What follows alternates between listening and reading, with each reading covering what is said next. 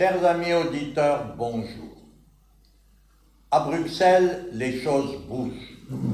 On se pose la question, l'Europe largue-t-elle les amarres vis-à-vis d'une Amérique devenue inamicale?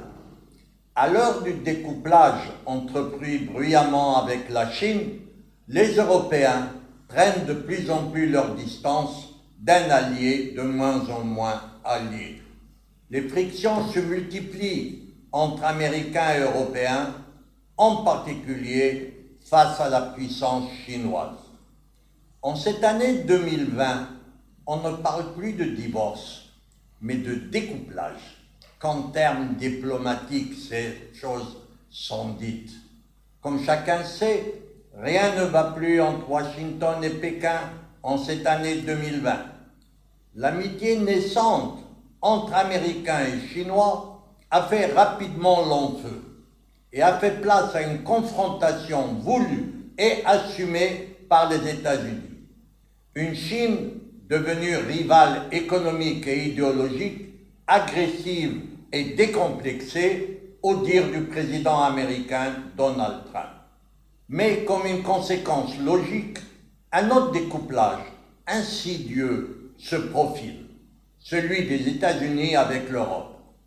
Officiellement, aucun dirigeant du vieux continent ne le souhaite.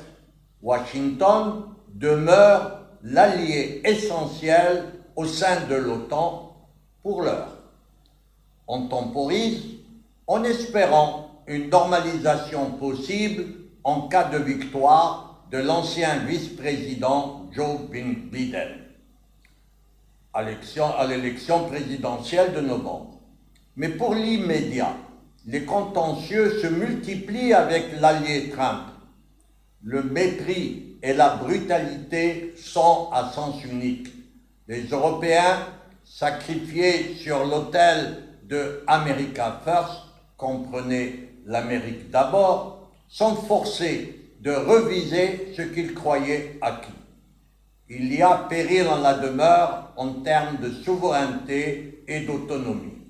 C'est dans une atmosphère délétère que les ministres des Affaires étrangères de l'Union européenne se sont réunis en visioconférence le 15 juin dernier avec le secrétaire d'État américain Mike Pompeo.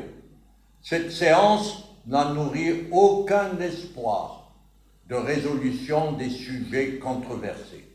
Ils sont nombreux et ont commencé à refroidir même les pays d'Europe orientale, pourtant les plus pro-américains pour des raisons historiques évidentes.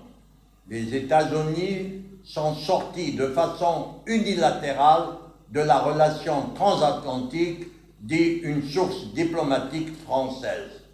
Le président français parle maintenant de la nécessaire consolidation d'une Europe indépendante face à la Chine et aux États-Unis. L'Europe, elle doit trouver une voie médiane entre deux puissances qui aujourd'hui représentent chacune une forme de menace contre les intérêts de l'Union européenne. Les Européens devront pousser plus loin leur analyse et ouvrir l'Union à la Russie. C'est la seule réponse possible à l'hégémonie des deux grandes puissances, les États-Unis et la Chine. À demain, si vous le voulez bien.